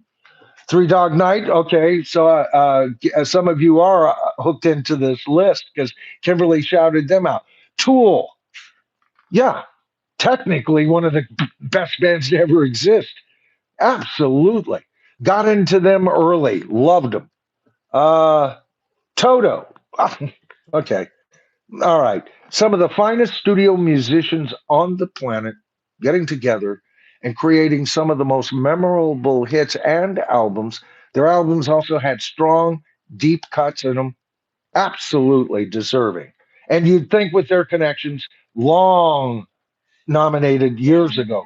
Pete Townsend for his early stuff, not his latest stuff. Absolutely, I think he deserves to be put in as for a solo artist. Not just with the Who. Twisted Sister, never one of my favorite bands, but uh, D. Snyder, uh, I love the guy. You know, uh, outspoken.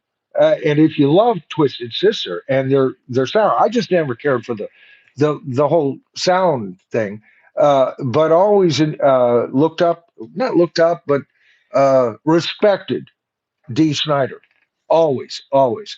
And for his rock and roll guts and Vimmer, you damn right, they should be in there. UFO, of course. Who else do we have? Uriah Heep. You guys know what I think of Uriah Heep. One of my biggest videos I've ever done. It had about 151 or 2,000 views so far. Is on them, covering primarily their period with Lee Kerslake and who was it? I'm not going to remember, but David Byron, Ken Hensley, um, Lee Kerslake, and I'm trying to think of the bass player uh, that was there during that time period, and I'm not thinking. Usually, kind of hunched over, great backing vocalist, wonderful bass player. Absolutely should have been in decades ago. Joe Walsh, we've already talked about. Absolutely, War should be in. Sure, it all fit right next. Not only played that band played next to heavy rock bands, but fit the style fit right. You wouldn't notice you were listening to a rhythm and blues soul vocal group over here versus a heavy rock. And both, their hits come on, and a Led Zeppelin cut would be just perfect for me. Roger Waters, two good albums for me. I don't know if that's enough. Maybe I'd have to re-listen to somebody because he started pissing me off, and I quit listening to him. So yeah, maybe. What do you guys think? All right. He's not one of my favorite guys, but one of my favorite artists. All right. Weezer. Yeah, I guess. Not a Weezer fan. They sound way too fucking pedestrian for me. White Stripes, of course, for what they accomplished. Not a White Stripes fan, but I understand the whole gig, the gimmick, not even a gimmick, but the approach, right? Absolutely deserving. Uh, White Zombie, not real familiar with them other than knowing they existed, right? Wilco, another pedestrian band to me, and boring as hell for me. But what they've accomplished, the fandom and everything, they got a strong fandom, follows them from their, tour to tour. They've got a strong fan base. And just because I don't like them, don't mean they don't deserve to be there. They're competent, all right? Just a little too pedestrian for me. Edgar Winter, Johnny Winter, damn right, both of them. Damn right, both of them. Johnny Winter, especially. Why is he not in the Rock and Roll Hall of Fame? He's one of the very best guitarists to ever live and played with freaking attitude, man. That man, ugh, horrible. Steve Winwood. It's kind of almost like ignoring Paul McCartney, right? Steve Winwood, Traffic, oh man, Yes, absolutely. Major talent for us. Weird Al Yankovic. Enough said. I love his stuff, but you ain't getting into Rock and Roll Hall of Fame for being a parody. Come on. Well, actually, these days that kind of makes sense, huh? I love Weird Al Yankovic stuff, but I never bought an album or a single from him. You know, good Lord. I love his stuff. He's one of my favorite comedians. And I know he's a musician, but no, no, no. Warren Zevon, yeah, he almost got in. Oh, no, he did finally get in, didn't he, on this last thing? We were covering him. And, or did he get nominated and didn't make it again, folks? Maybe one of you guys know. But anyway, that's the list of 145 artists. Now, think about who I just talked about. That is a lineage that is being ignored in favor of pop artists, hip hop artists, rap artists, country artists. Because why? Well, I'll tell you why, folks. They're trying to homogenize rock and roll. It is uh, I can tell. I'm sorry. I'm just going to be honest with you, folks. I can always tell uh, that when there is um, a behind the scenes um, movement to change things, you know? And the first thing they start doing is they get the by the edges artists in, you know? Oh, I'm not sure I agree. And that happened back, not too long after the Rock and Roll Hall of Fame even started, right? But I know when there's an agenda going on and how agendas are sold. I've been around a while. I've lived on this planet for 70 years now, and I can tell you right now that there is a ton of agendas being sold to us, and it gets to the point that that then becomes the political bent to follow, and it almost becomes hard to even speak your mind or your conscience or your opinion, you know. And in the as far as the Rock and Roll Hall of Fame goes, that has been so evident to me since I started this channel because I did not follow the Rock and Roll Hall of Fame until I started following it because I have this channel. And I did that because uh, long before I started this channel, I had already given up on the damn thing, right? And I figured that it was a lost cause. And if we're not careful, it's going to be. It's going to be a lost cause. That's just all there is to it. What's that, darling? Chris Isaac. Oh, of course, man. You know what? You know how I got a hold of Chris Isaac? Uh, in the Bay Area, there was a local talk show host, Jim Eason. He'd always end off his television show by saying, "I'm Jim Eason here on KGO. Do what you can, but behave yourself." I always love that mantra. Do what you can, but behave yourself, right? And he got into it, and he had to be in his 50s at the time. I was in my 30s or early 40s. When did Chris Isaac come out? I was in my 30s still when Chris was around. And I immediately went because I'm a fan of Jim Eason, talk show host. That's all he did. He talked politics, he talked art, whatever the subject was. And he really liked this new artist, Chris Isaac. So I went out and got it. Oh my God. Fan ever since, bought every album by him. I absolutely agree with that. Royce, it's good to see you, brother. Caitlin, same with you. Kitchener, awesome. All right, some old voices are still in the chat. All right, real good. Okay, let's see. What are we doing here? I just want to kind of catch up. Uh, Deuces Wild, Steve Hackett. All right. Uh, I don't get this. It might be based on an earlier comment, but I love the hell out of it, Doc. Me and my girl named Bimbo Limbo Spam. It's got a lilt to it, brother. I love it. Able bodied. I looked at the workers at the Rock and Roll Hall of Fame. It's a cultural thing with the new young workers. Dude looks like a lady. Agendas, yes.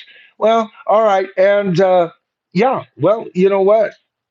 When political ideology and philosophical ideology, which leads us to our own individual personal lifestyles. Okay, I agree with Jim Easton. Do what you can, but behave yourself. Sleep with snakes, that's fine. I just don't want to hear about it. All right. Uh, Everybody's going to live the lifestyle they're going to live. Now, if you don't agree with that, that's fine. Even maybe in your world, everybody should be the same. I guess we're all a little guilty of that. A whole world that would agree with Michael Nolan would be just fine. But you know, everybody has made. Here's how I look at it. Everybody has made their decisions as adults. They have to make these decisions as adults. That's about as political as I'll get here. And that's fine with me because I am not the big jello sheriff of the universe. Matter of fact, I wouldn't recommend the things I've done in my life to anybody. All right. I've had a few close calls by making a one too many mistakes and living my life one way and changing my mind later. Who the hell am I to say who's right or wrong in all of this? But here's the deal: when that kind of whatever your ideology gets a political party or a power and then becomes corrupt, it's not the lifestyle I question. It's not the philosophical bent I question. It's the absolutely crookedness of the soul that would have the rest of us be forced to agree with them, whoever they are. Choose your party. There's examples on both sides. Choose your philosophers. There's example on every side, you know.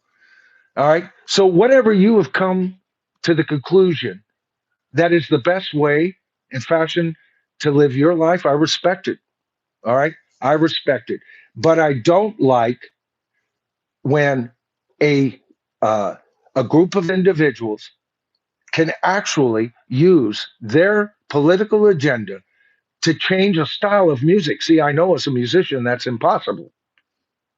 All they can do is change everybody's perspective on a style of music. All right.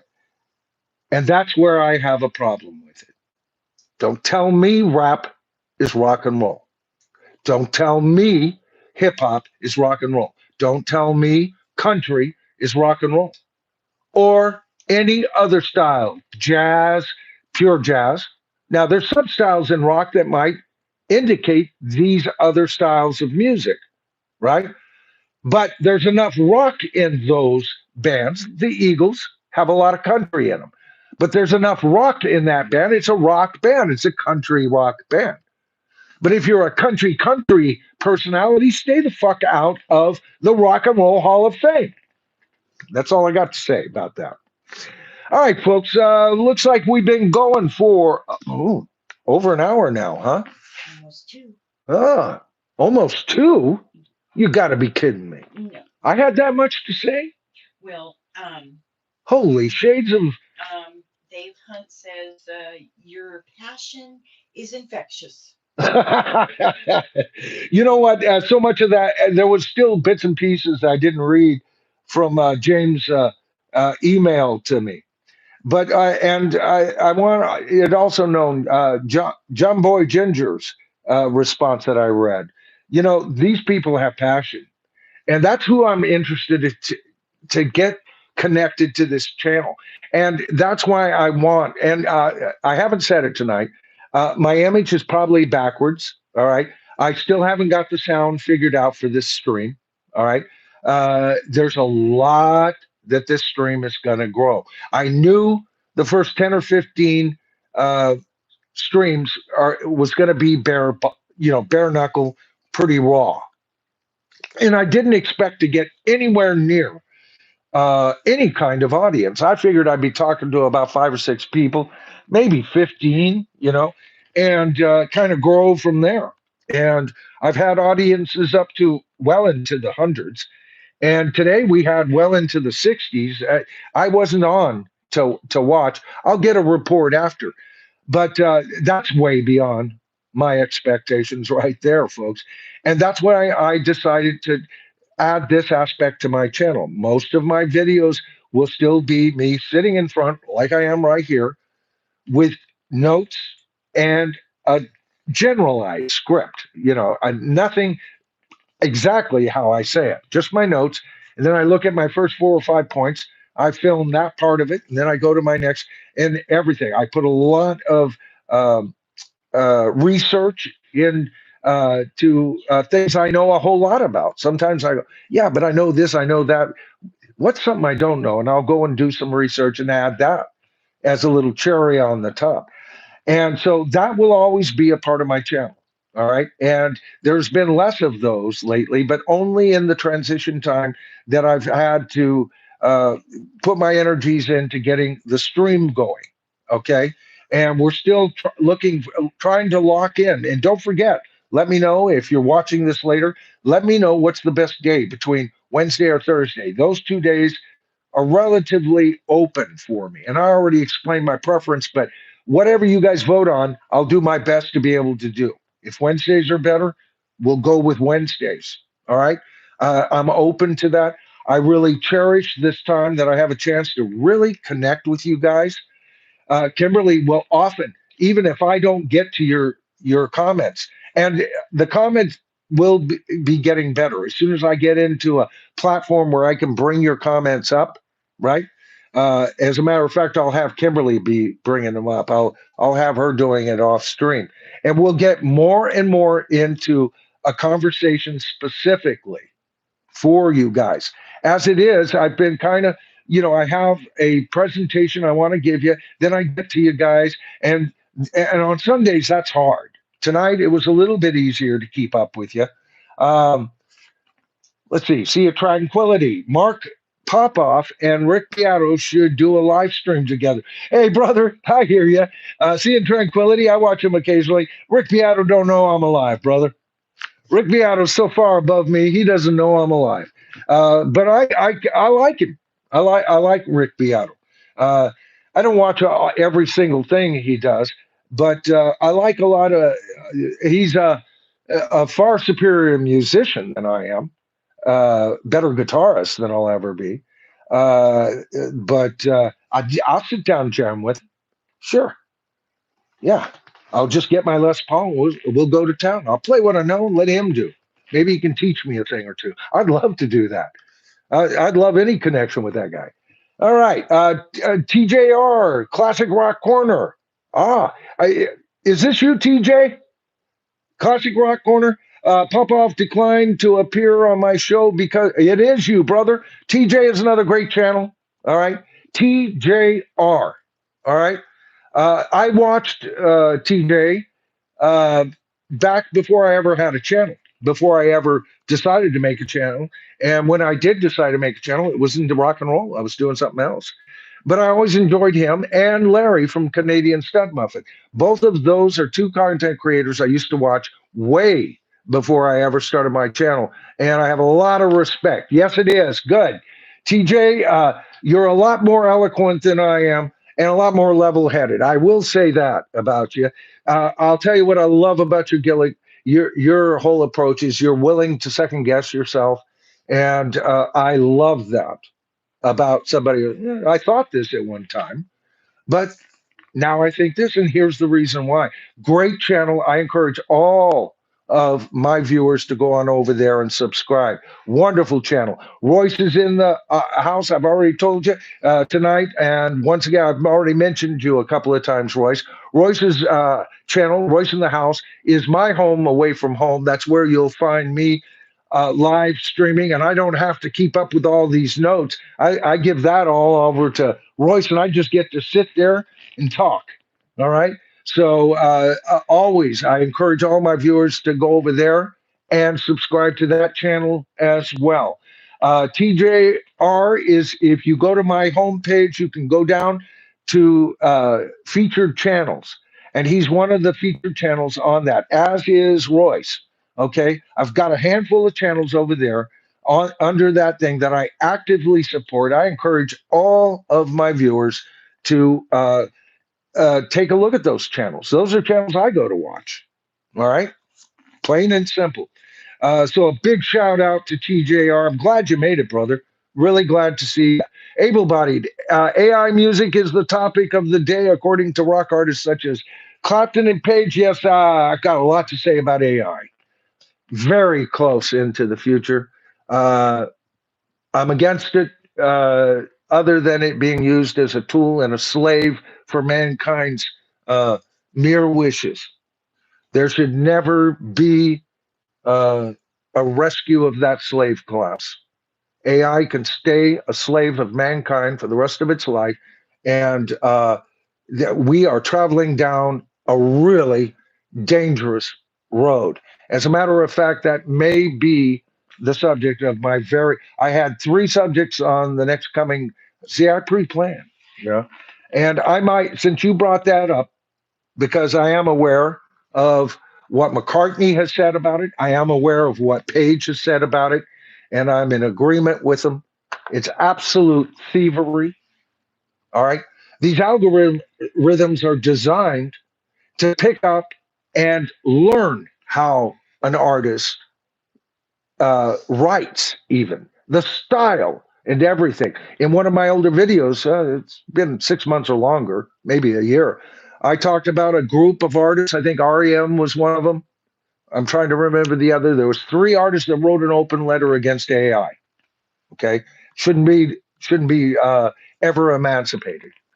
All right, use it to go and find tracks, isolate them, put them over, you know, take a 4 track recording of the Beatles, make it into a 48 track, and really blend some of the newest. See, I'm not one of those purists. I don't have to hear the old thing where the cowbell is banging in my head on this side. Uh, when it pissed me off right from the beginning. And if they can fix that, I'm all for new remixes of the Beatles music. It's deserving of a remix, but it can never, ever lose the human touch. Instead, we get AI songs by Paul McCartney singing Bruce Springsteen songs. Bull freaking shit. That's never going to fly with me. And that is one of the big enemies that I bring out on this channel. The Rock and Roll Hall of Fame, we've discussed backing tracks, artists who use backing tracks.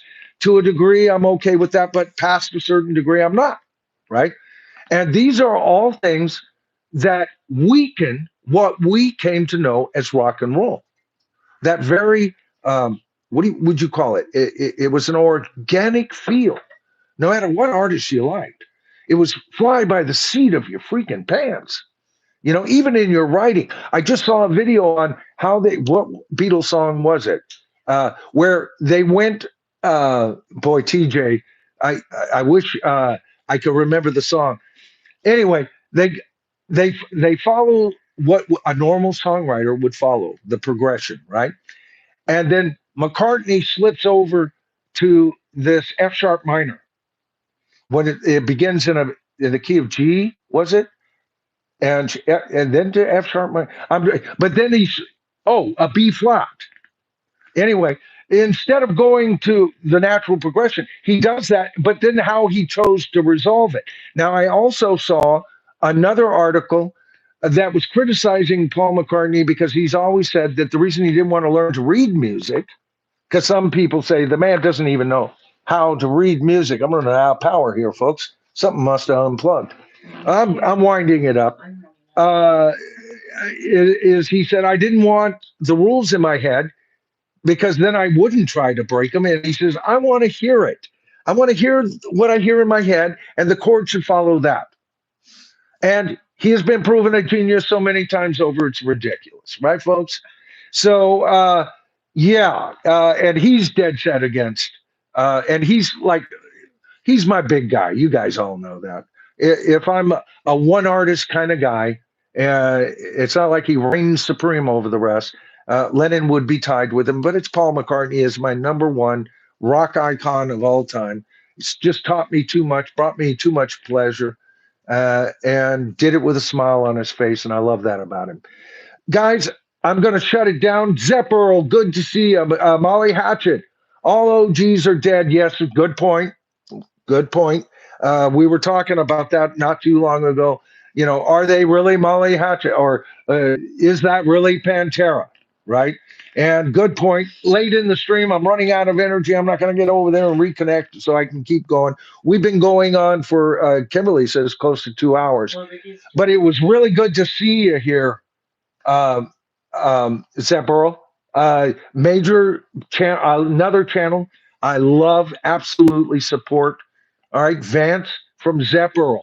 I'm very knowledgeable, especially about Led Zeppelin, but not just Led Zeppelin. The man has a wide palette, and I respect that about him. I sure want to appreciate. Oh, Angela, good to see you. You made it over. Angela is a commenter that I've picked up from Royce's stream. All right. She's finally accepted me. I'm kidding you. I'm kidding you.